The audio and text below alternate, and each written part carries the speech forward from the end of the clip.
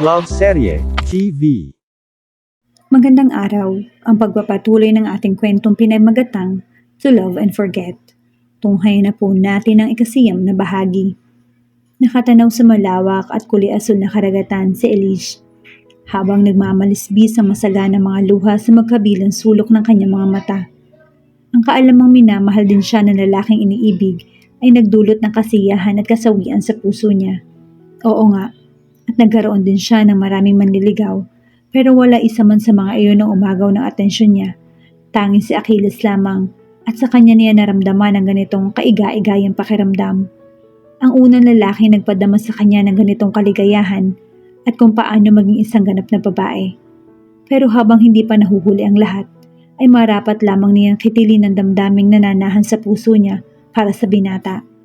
Hindi niya ito dapat mahalin kagaya na isinisigaw ng puso niya. Higit sa lahat, ay sa katuparan totoo niyang pakay. There you are, baby. Mabilis niyang pinahid ang mga luha na maulinigan ng boses ni Achilles. Kailangan niya magpanggap na hindi pa bumabalik ang kanyang mga alaala, na wala pa siyang natatandaan sa kanyang nakaraan. Mabilis na nakalapit sa kanya si Achilles at agad na yumakap sa kanya buhat sa likuran niya. Nababagot ka na ba, baby? Ano itong hinagkan ng kanyang nakalantad na batok? Hindi naman. Ano yan sinusubukan maging formal ang tinig sa kabila ng paninikip ng kanyang dibdib. Don't worry, baby. Just a couple of days from now ay makakadaong na rin tayo at sa bahay na tayo tutuloy pag uwi natin. I want you to meet your future parents.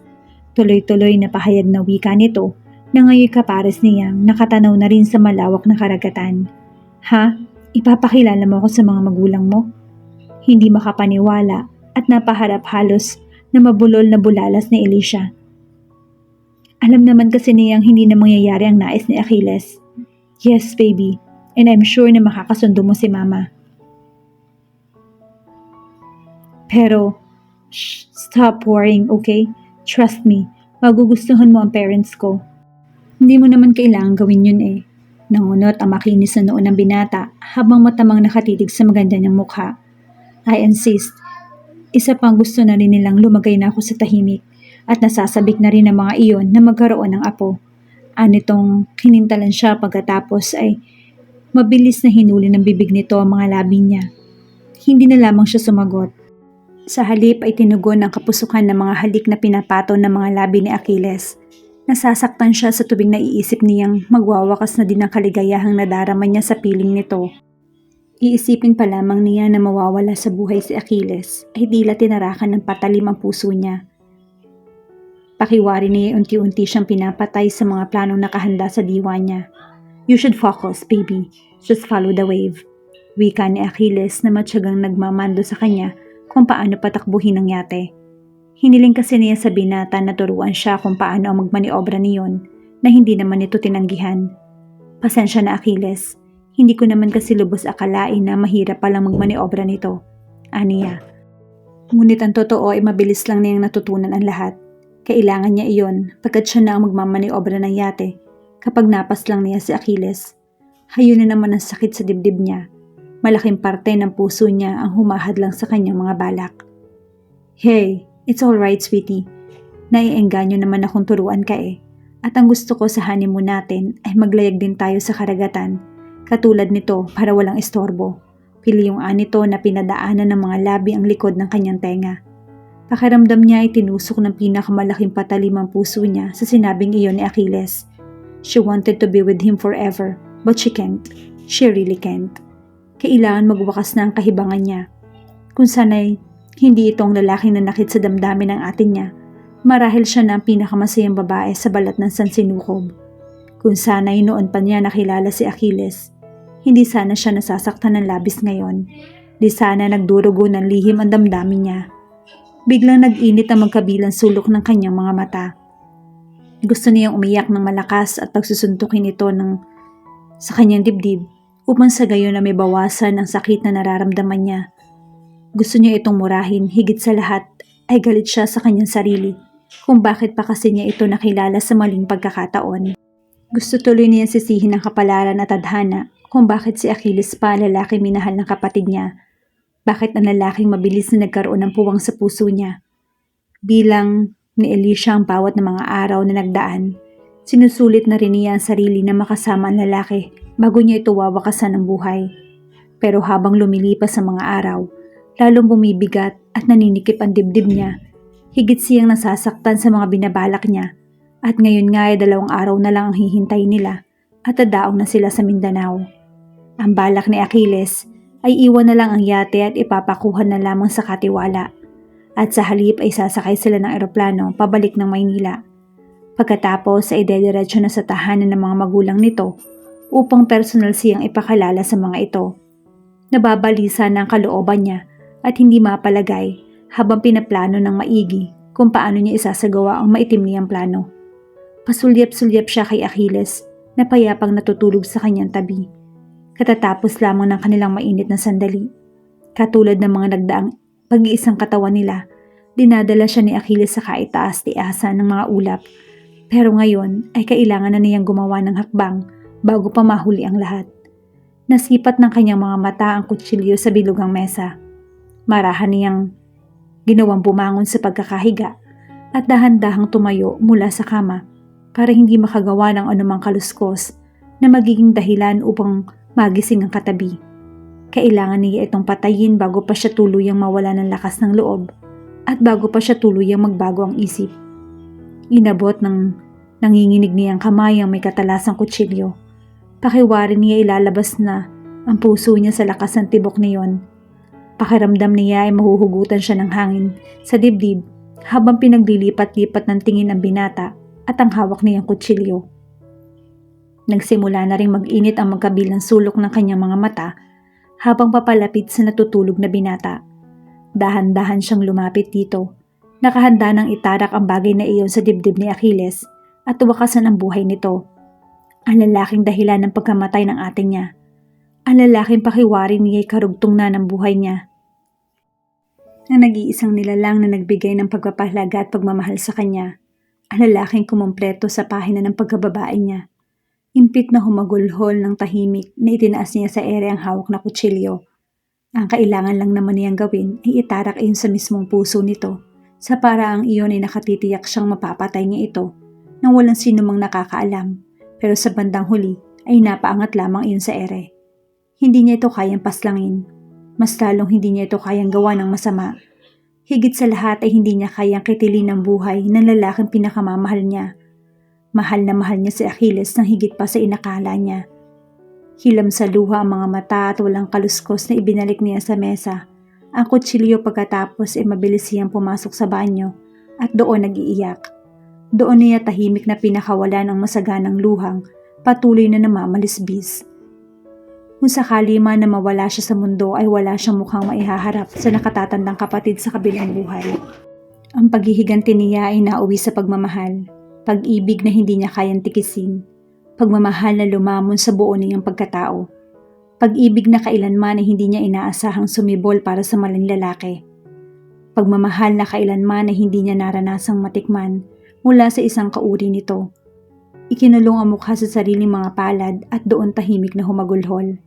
Baby, what's going on? Buksan mo ang pinto please. Let me in my sweetie. Pakiusap ni Achilles. Sunod-sunod ang ginawa nitong pagkatok sa pinto. Bigla itong nagising nang hindi makatabi ang kasintahan. Hindi rin nakaligtas sa pandinig nito ang mahinang hikbi ng dalaga na labis niyang ikinabahala. Mabilis niyang pinahid ang mga luha at naghilamos. Hindi niya gustong makita siya ni Achilles sa ganoong ayos. Higit pa roon ay ayaw niya ito mag-alala sa kanya. Alicia, please open the door. Tell me what's wrong, baby. Muling wika ni Achilles. Nasa tono nito ang pagsusumamo, pagkabahala at pagtataka. Nagulat na lamang ito nang biglang bumukas ang pinto at sinugod ng yakap ni Alicia.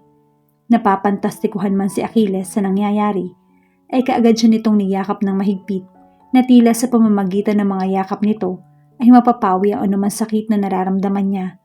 Achilles, humihikbing tawag niya sa pangalan ng lalaki habang nakasubsob na rin ang mukha sa malapad at matipuno nitong dibdib. Ang tanging nais lamang niya sa mga sandaling iyon ay magpakulong sa mga bisig ni Achilles at damhin ang init ng pagmamahal nito para sa kanya. Tinugon naman niya ito sa pamamagitan ng higpit na mga yakap. Hindi man batid ni Achilles ang nangyayari sa babaeng minamahal, ay natitiyak nitong pananagutan ang nangyayari sa kanilang dalawa. Kung gaano sila katagal sa ganoong ayos ay walang nakakaalam.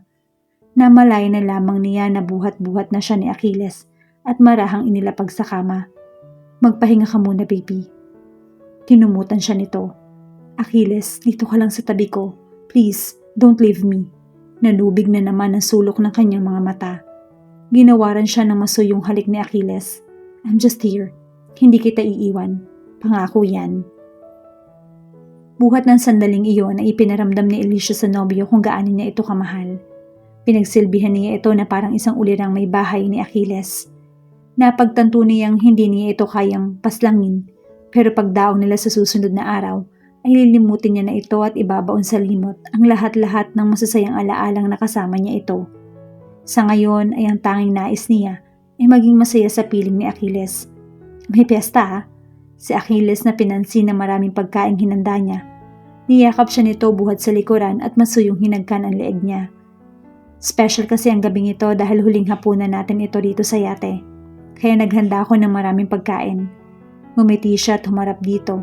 Ang sunod niyang ginawa ay tumingkayad upang pag-abutin ng kanilang mga labi. Kailangan niyang sulitin ang huling gabing kasama niya si Achilles sapagkat ito na ang huling sandaling makakasama niya ito. Makakausap, mayayakap at mahahalikan. Bukas ay iiwan niya na ito. Hindi siya pwedeng magtagal kasama si Achilles. Sapat na ang maraming araw at gabing nakasama niya ito. Hindi na sila pwedeng magkasama ng matagal kahit katumbas ng paglayo niya ay ang pagwasak ng kanyang puso. Pwede naman tayo magstay for another days if you would like it, baby. Mariin siyang umiling at tinitigan ng mabuti ang kabuuan ng mukha ni Achilles. Hinding-hindi niya makakalimutan ang gwapong mukha nito. Pagdakay hinaplos niya iyon. Mahal kita, mahal na mahal, at ikaw lang ang lalaking mamahalin ko, Achilles. Tura niya, pigil na huwag mapahikbi, pero kaagad nag-init ang magkabilang sulok ng kanyang mga mata. The most hardest thing ever is when you're saying goodbye to the person you love the most. It was indeed like a bomb that nearly burst inside her. Ikinulong nito sa dalawang palad ang maamoy niyang mukha. At ikaw din ang babaeng mamahalin ko for the rest of my life, forever. Pagkawika niyon ay tinuwid ang kahiblang pagitan ng kanilang mga labi. Pinagsaluhan nila ang may ngiti sa labi ang hapunang inihanda ni Alicia. Kahit pakiramdam niya ay hindi niya malunok ang bawat subo sa kanya ni Achilles. Pumibigat at kumikislot ang dibdib niya sa tuwing naiisip niyang iyon na ang magiging huling hapunan na magkasalo sila ng nobyo. Pigil lang ni Alicia ang sarili na huwag kumawala ang mga luhang na mumuo sa sulok ng kanyang mga mata. Niyaya niya si Achilles na magpahangin muna sila sa labas na kaagad naman itong pinagsubalian. Hinayaan niya itong umunan sa kanyang mga hita habang pinaglalaroan ng kamay niya ang buhok ni Achilles at kapwa nakatanaw sa mga bituing nangingislap sa kalangitan. Nakita mo ba ang mga yun, baby? Nakangiting tanong sa kanya ni Achilles na ang tinutukoy ay ang kumikislap na bagay galing sa langit na mabilis pa sa kidlat ng pagdaan at paglaho. Ang alin? The meteor, baby. Do you have an idea what did I wish, sweetheart? Tiningala siya nito. Umiling siya at sinalubong ang mga mata ni Achilles. Maaari ko bang malaman? Oo naman. Hiniling ko na sana ikaw na ang babaeng nakatadhana para sa akin habang buhay. Ang babaeng mamahalin ko at aalagaan ko ng buong puso hanggang sa kahuli-hulihan kong hininga dito sa mundo. Hayon na naman ang sakit na bumabalatay at tumarak sa sentro ng kanyang puso. Dahil sa tinurang iyon ni Achilles, tuluyan na nag-init ang magkabilang sulok ng kanyang mga mata. Hindi mangyayari yun, Achilles. Wishing upon the star is just an old ancient story na walang katotohanan. Sa loob-loob niya, pinahid nito ang mga luha niya. Pagkatapos ay hinawakan nito ang mga labi niya at dinala iyon sa kasiyahang walang katumbas. Naniniwala ako na may dahilan ang Diyos kung bakit tayo pinagtagpo ng tadhana. Nararamdaman kong ikaw at ako nakalaan para sa isa't isa. Oh, Achilles, gusto na niyang pumiyok at umiyak dahil doon lalong nadagdagan ng paninikip ng dibdib niya sa mga pinagsasasabi nito. Pangarap ko rin na makasama ka habang buhay, Achilles. Sa halip ay sagot niya. Totoo naman iyon, pero sadyang hindi sila nararapat para sa isa't isa. Hindi na rin magkakaroon ng katuparan ng hinihiling nito Sapagkat bukas sa pagsikat ng haring araw, tuluyan na siyang mamamaalam dito. Babalik na siya kung saan siya nararapat. Bilang si Rayleigh, hindi bilang si Alicia na minahal ni Achilles. Lumalamig na mahal ko, kailangan na natin pumasok sa loob. Bumangon siya at inalalayan niya itong makatayo. I want you to make love with me, Achilles. Ani niya na makapasok sila sa loob. Ginawit niya na ng kusa ang kamay sa batok nito. Hindi na niya kailangang hilingin ang bagay na iyon sapagkat ginagawa naman nila iyon gabi-gabi. Ngunit sa pagkakataong ito, gusto niyang sulitin ang bawat pag-iisa at pagtatagpo ng kanilang mga katawan. Gusto niya itong paligayahin sa abot ng kanyang makakaya at sa paraan na kanyang nalalaman. Nais niyang ipadama kay Achilles ang tunay at wagas niyang pagsinta. Ngumiti si Achilles at pinaglapat ang kanilang mga labi. Banayad at puno ng pag-iingat at pagmamahal ang bawat galaw ng mga labi nito sa labi niya habang marahang humahaplos ang mainit nitong mga palad sa bawat kurba ng katawan niya. Mabilis na nadadarang si Achilles dahil sa malugod niyang pagpapaubaya. Naging mapusok ito kumpara sa dati na lalong pumupukaw sa init ng kanyang katawan. Naging marubdob at malalim ang halik na kanilang pinagsaluhan. Napapaungol na lamang si Alicia dahil sa kiliting dulot ng makipot nitong dila na sumasayaw sa loob ng bibig niya. Pagkadakay, biglang pinutol ni Alicia ang nakakaliyong pag-iespadahan ng kanilang mga dila. Let me do it, sweetheart. Hayaan mong paligayahin kita sa gabing ito. Mahinang bulong niya. Tinugon siya ni Achilles sa pamamagitan ng maalab nitong mga halik. Their bodies joined together, move and dance rhythmically. Natila sila, tanda ng sinaunang lalaki at babae. Inakay nila ang isa't isa sa kaitaas-taasan ng mga ulap. Ngayon ay masasabi niyang wala siyang pinagsisisihan kung bakit niya nakilala si Achilles. Masaya siya at naging parte ito ng buhay niya.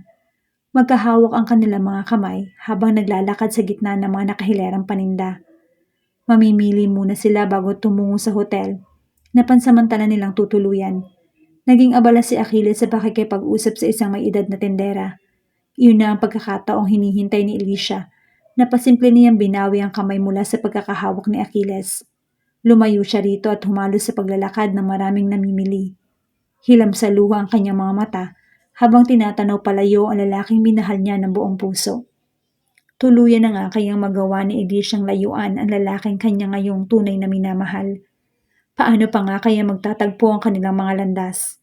Saan nga ba sila dadalhin ng hiwaga ng pag-ibig? Yan ang ating aabangan sa pagpapatuloy ng ating kwento bukas sa ganito ring oras. Shout out sa lahat nating masugid na taga-subaybay.